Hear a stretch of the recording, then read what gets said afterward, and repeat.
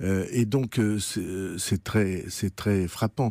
Quel est l'enjeu aujourd'hui ? L'enjeu, c'est le second tour. Et tous ceux qui nous écoutent savent que sur les 4 personnalités, il y aurait, selon la sélection des uns ou des autres, des seconds tours qui seraient effrayants pour le pays. Un second tour Mélenchon-Le Pen, pour le pays, c'est effrayant pour l'image du pays et pour son avenir, parce que les choix proposés sont des choix extrêmement risqués. Pour vous, cette probabilité existe d'un second tour Mélenchon-Le Pen ? Toutes les probabilités existent. Donc il y a plusieurs seconds tours possibles. Si c'était un second tour Mélenchon-Fillon, comme vous l'avez lu dans toutes les enquêtes, ce serait une victoire affichée de Mélenchon face à Fillon et un malaise incroyable à l'intérieur du pays.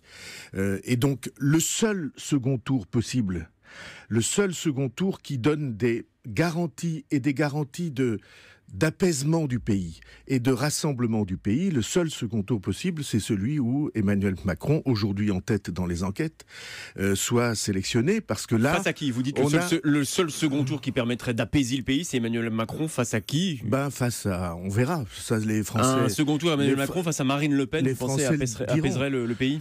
Je suis absolument certain qu'on sortirait de cette élection plus rassemblé qu'on ne l'était avant.